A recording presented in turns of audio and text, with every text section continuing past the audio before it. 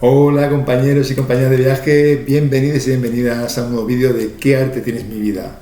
Ya sabéis, desde hace algunos vídeos estamos leyendo pequeños textos de ese gran proyecto español que es Don Quijote de la Mancha, que fue y sigue siendo reconocido no solo en España sino a nivel mundial. Estamos leyendo pequeños textos y sacando inspiraciones de desarrollo y crecimiento personal a raíz de esa lectura. ¿De dónde me vino la inspiración para empezar a leer el Quijote en estos vídeos? Bien, pues de otro gran proyecto, de otro gran trabajo en equipo, como fue y como sigue siendo el Gran Quijote de Piera, el Quijote más grande del mundo en la actualidad. En la ciudad de Piera, en Barcelona, entre 1995 y 2005, durante 10 años, un maestro y su alumnado, alumnos del colegio Herois del Bruc, crearon el Quijote más grande del mundo, la primera parte del Quijote, un pedazo de libro. Ahora leeremos algunos datos técnicos. Gran trabajo en equipo para crear ese Quijote más grande del mundo. Y vamos con los datos técnicos. Por ejemplo, dimensiones de ese libro, o de este libro: 2,40 metros, que supongo será de largo, por 1 metro de ancho, por 0,17 metros de grosor. Peso total con atril, me imagino que con atril significará con el apoyo que tiene, para que se quede así un poco como inclinado, para exponerlo, 260 kilos. 260 kilos pesa nada más y nada menos que esta gran obra, este gran proyecto. Su composición: 700 hojas, ya lo decíamos, que componen la primera parte del Quijote, 700 hojas que contienen 53 dibujos, principalmente paisajes de la Mancha, y 15 hojas del vocabulario de Cervantes. Ahí es nada. 260 kilos de libro, 700 hojas, hechas una a una, cada alumno una página, durante 10 años, entre un maestro y su alumnado, Colegio Herois del Bruc de la ciudad barcelonesa de Piera.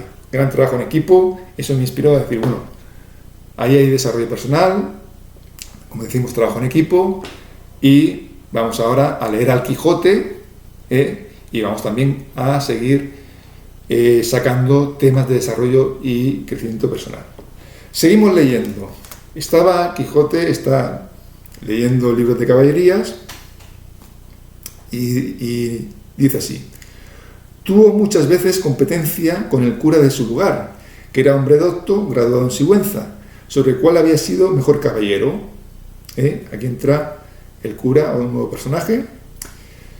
¿Cuál había sido mejor caballero? Palmerín de Ingalaterra o Amadís de Gaula, más Maese Nicolás, entra un segundo personaje, el barbero del mismo pueblo. Decía que ninguno llegaba al caballero del Febo, y que si alguno se le podía comparar era don Galaor, hermano de Amadís de Gaula, porque tenía muy acomodada condición para todo, que no era caballero melindroso ni tan llorón como su hermano, y que en lo de la valentía no le iba en zaga. Bien, aquí vemos varios nombres de caballeros y dos temas que podemos sacar de desarrollo personal. El primero es el debate, cuando dice: tuvo muchas veces, Alonso Quijano, competencia, debate, ¿no?, discusión, con el cura del lugar, y luego con Maese Nicolás, que es el barbero. Es decir, lo que nos puede inspirar es cuando conversemos, debatamos, opinemos, intentemos hacerlo con puntos de vista totalmente diferentes al nuestro. Porque si solo nos relacionamos con personas que piensan, vamos a decirlo matemáticamente, exactamente igual que nosotros, nunca podremos progresar. ¿Por qué? Os preguntaréis. Porque el pensamiento humano nunca es perfecto, siempre es mejorable. Por lo tanto, personas que piensan siempre igual se quedan siempre en el mismo pensamiento, nunca progresan. Mientras que si te relacionas, conversas, discutes, evidentemente con respeto, con personas con diferentes puntos de vista, diferentes perspectivas, diferentes maneras de ver la vida, pues lo que hacemos es poner nuestras creencias encima de la mesa para ver si siguen siendo válidas o no. Si no encontramos, digamos, que nos puedan rebatir esas creencias, pues podemos seguir con esas creencias si nos van bien y son evidentemente éticas y son legales, ¿vale?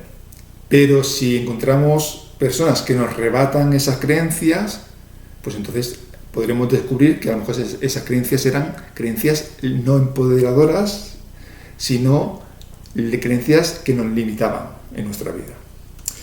Por otro lado, otro tema, el tema de la comparación, ¿no? Aquí se habla, como decíamos, de varios nombres de caballeros, y bueno, entre el barbero, el cura y Alonso Quijano, pues dicen que si uno era más melindroso, que si uno no era tan llorón como el hermano, que si otro era más valiente, etc. Bien, tema de desarrollo personal, la comparación. Nunca te compares con nadie, porque tu camino es diferente al camino del resto de la humanidad. Evidentemente hay unos puntos comunes, como los derechos humanos, es decir, hay unos puntos para que seamos humanos, ¿no? Y estemos en sociedad. Pero lo que es el construir tu propio destino es diferente a cada persona. Podemos tener puntos, cosas, y en este caso personas de referencia, pero nunca intentaremos ser iguales que ellos, ¿no? Porque es lo que decíamos antes también con el tema de debatir con puntos de vista diferentes. Alguien quiere, por ejemplo, en el tema fútbol, ¿alguien quiere que todos los futbolistas sean Messi? Alguien puede decir sí, porque Messi es un crack, está considerado el mejor del mundo y tal, ¿no? Pero realmente a la hora de jugar al fútbol, ¿querrías que todos los equipos de todas las categorías, de todas las ciudades del mundo fueran Messi? ¿O quieres que haya otras maneras de jugar al fútbol? Por lo tanto, ¿a qué nos lleva esto? A que realmente, si nos comparamos siempre con referencias, y si esas referencias son siempre un grupo minoritario, al final la humanidad parece como que va siempre a intentar progresar hacia una igualdad, pero no una igualdad de derechos, sino una igualdad de maneras de hacer, una igualdad cultural.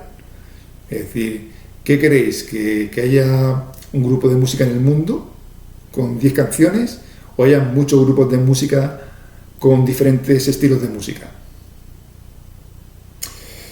Bien, pues aquí dejamos este pequeño texto con esas dos inspiraciones de desarrollo personal. Una, relacionarnos y conversar con personas que piensan diferente a nosotros, siempre dentro de un marco, evidentemente, ético-moral y legal.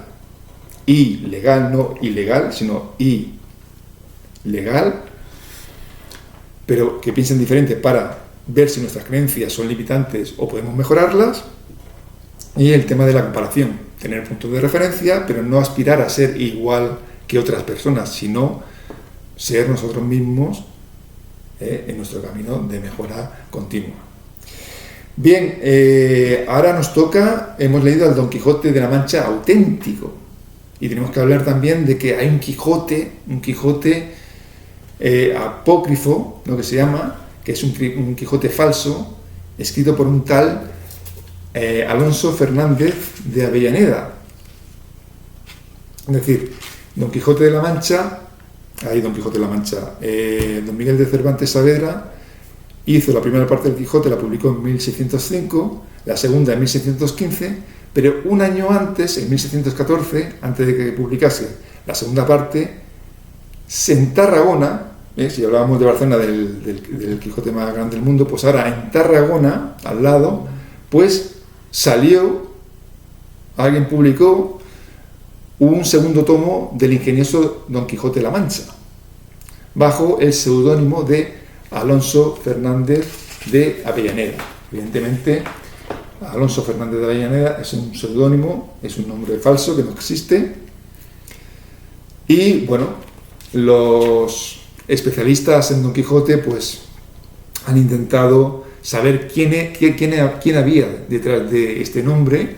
Decían Lope de Vega, mayoritariamente se decantan por un tal Jerónimo de Pasamonte, que fue, bueno, también luchó en la batalla de Lepanto como Cervantes y luego se hizo monje, y que fue como una especie de venganza de Jerónimo contra Cervantes, y Cervantes en la segunda parte del Quijote, como veremos en su momento, pues también alude, ¿no? Intenta, digamos, desprestigiar este falso Quijote.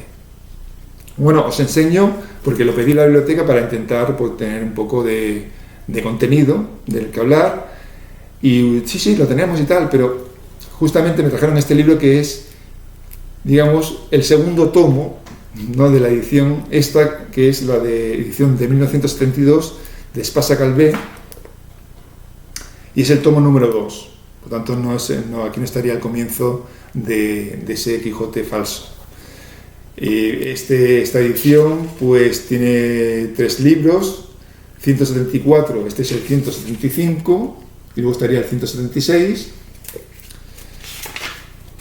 y yo lo enseño un poquito lo que decíamos, ¿no? Vemos aquí, pero ya os digo que este es el segundo tomo, y aquí empieza por la 6ª parte del ingenioso hidalgo Don Quijote de la Mancha, está en castellano antiguo. Y al parecer este Quijote falso, digamos, empieza en Zaragoza. El Quijote auténtico, la segunda parte, desvía a Cervantes, lo desvía para, digamos, desatenderse del falso Quijote, desvía al Quijote hacia Barcelona, pero aquí curiosamente en este segundo tomo pues pone cómo Don Quijote salió del Zaragoza para ir con Y, a la corte del rey católico, entre la L y la I y la H, de España, a hacer, con Z, la batalla con el rey de Chipre. ¿Vale? El castellano antiguo, y como digo, este es el segundo tomo de ese, el Quijote, llamado Quijote apócrifo, o el Quijote de Avellaneda. Bien, y vamos ahora con el Gran Quijote. El Gran Quijote. ¿Quién es el Gran Quijote? ¿O cómo hemos denominado al Gran Quijote?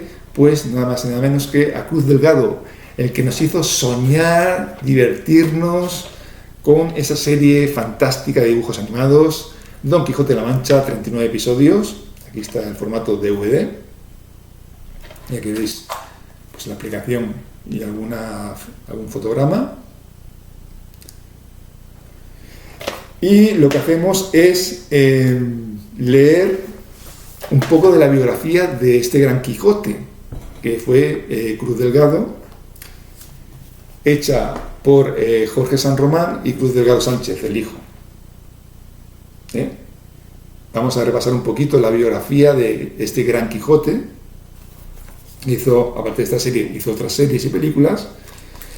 Y, por ejemplo, vamos a empezar. En el vídeo anterior veíamos un poco de qué va el índice de este libro, de Don Quijote a los Trotamundos, los dibujos animados de Cruz Delgado, de la editorial Diabolo.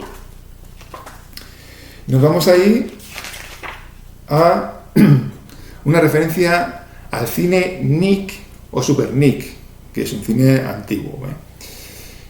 Bien, dice, uno de los acontecimientos que marcaría la infancia de Cruz Delgado, se produjo el día en que su hermano Manuel invitó a comer en casa a un amigo que regaló al Benjamín un proyector de cine Nick de juguete, con películas dibujadas en cinta de papel, algo que lo dejó completamente deslumbrado. Muchos años más tarde, el destino le llevaría a trabajar en un estudio dedicado a la realización de esa misma clase de películas. Hablamos del cine Nick, que aquí digamos, hace alusión a ese cine. El cine Nick, este juguete fabricado por la empresa catalana Proyector Nick Sociedad Anónima, fue patentado en Barcelona en el año 1931, unos años antes de que empezara la Guerra Civil, por los hermanos Nicolau Griñó. O sea, yo entiendo que los hermanos Nicolau Griñó, Nick, me imagino que de ahí viene pues, la marca del cine, ¿no? Su funcionamiento era tan simple como ingenioso. Se trataba de una cinta de papel vegetal que tenía dos imágenes en distintas fases de movimiento, proyectadas de modo que un obturador alternaba la visión de una y otra, consiguiendo así la ilusión de movimiento, al tiempo que el rollo de película, de forma manual, pasaba lentamente frente al objetivo. La iluminación provenía de una bombilla doméstica y la óptica consistía en dos sencillas lentes que mostraban la parte inferior y superior de la película, debiendo buscarse el punto de enfoque alejando o acercando el aparato de la pared o pantalla donde se efectuaba la proyección. Con el tiempo el proyector incorporaría algunas innovaciones técnicas, adaptando un gramófono para tener sonido. O sea, en principio no tenía sonido, luego le adaptaron un gramófono o un motor eléctrico que sustituía a la manivela, aunque el modelo básico no varió a lo largo de los años y estuvo fabricándose hasta el año 1974, momento en que fue desplazado por nuevos proyectores de juguete técnicamente superiores que utilizaban películas de triacetato de Super 8 mm, desarrollados por otras marcas como Exim o Bianchi. Bien, pues esta explicación que hemos dado desde la biografía de Cruz Delgado, de Don Quijote a los Tortamúsicos, la vamos a, a ilustrar un poco físicamente. Aquí tenéis el cine Nick, en este caso uno de los modelos que es el Super Nick. Este modelo, este ejemplar, lo conservo, me lo regalaron mis padres cuando era pequeñito, tendría yo 5 o 6 años, el Super Nick, con algunas de las películas, y toda la explicación que han dado pues viene a ser la siguiente. Aquí se ponía una bombilla, veis aquí se ponía una bombilla, ¿vale?, que alumbraba aquí, y esto se enfocaba hacia una pantalla, hacia la pared blanca, ¿vale?, y con esta manivela, lo que decía la manivela, aquí se pone la película, que está enrollada, y aquí se va desenrollando, va pasando la película por el centro, con dibujos en arriba y abajo. De manera que esta manivela lo que hace es subir y bajar, y lo que hace es dar una sensación en la pared, o en la pantalla en blanco, de movimiento en los dibujos. Vamos a ilustrarlo mejor viendo una película. No viendo una película en la pared, sino, por ejemplo, estas eran las películas del Super Nick. En este caso estaba el Nick, el cine Nick y el Super Nick. Películas, se las sacamos, todo original de la época, cuando yo tenía pues año 1975-76, y aquí veis las películas, ¿veis? Esta se titula Circo, hay un pequeño texto, y veis una crístera de dibujos arriba y abajo. Entonces, lo que hacía el cine era pasar como una placa por arriba y por abajo a la vez, de manera que daba sensación de movimiento. Bien, pues ahí quedaba ese detalle, ¿no?, de ese regalo Nick que impactó a Cruz Delgado y que posteriormente pues se reflejaría en toda su trayectoria de dibujos animados y películas animadas. Y para finalizar, como estamos hablando de Don Quijote de la Mancha, y en su momento saldrá también Sancho Panza, pues siempre decimos, ¿no?, si sois más de Don Quijote, de idealismo, de soñar, de fantasear, o sois más de Sancho Panza, es decir, sois más realista, que la vida es cruda, es dura y poca fantasía. Y a raíz de esto, pues también, ya aprovechando, la literatura, o bien también deciros si sois un equilibrio entre Don Quijote y Sancho Panza, es decir, soñáis en grande, pero también con los pies en la tierra. Bueno, pues qué mejor que este libro también, La historia interminable, un libro como tantos libros aparentemente para niños y adolescentes, pero realmente, dicho por el propio autor, es un libro para todos los públicos, y es un libro en lo que hay mucho de desarrollo personal, cuando en la relación entre Bastián y Atreyu, y bueno, la emperatriz infantil. Hay en esta historia, en todos los pueblos, en todos los rincones que se visitan, mucho desarrollo personal y mucho de relación, evidentemente, como decíamos, entre Don Quijote y Sancho Panza, entre realidad y fantasía. Este libro lo cogí ayer, antes de ayer, me lo he leído en 2 días, muy fácil de leer. Esta es la edición 45 aniversario con algunas ilustraciones. Me gusta porque cuando habla el autor, por ejemplo, ¿veis? Está a 2 colores, el rojo y el azul, y cuando habla el autor de Bastian, pues está en rojo, y cuando habla de lo que dice el libro de la historia interminable, pues lo refleja en color azul. Bueno, una de las tantas ediciones, y recomendado con la crítica y con el tener criterio de sacarle temas de desarrollo personal, relación entre fantasía y realidad. Bien, pues compañeros y compañeras de viaje, hasta aquí todo este muestrario, libros, el Quijote de Piedra, el Quijote más grande del mundo, leemos al Quijote de la Mancha original, hacemos alusión al falso Quijote y también leemos la biografía de ese gran Quijote que fue emprendedor, fue pionero, ¿no?, en la industria digamos animada, como fue Cruz Delgado. Pues nos vemos y nos escuchamos en el siguiente vídeo. Si te ha gustado, dale al like y suscríbete.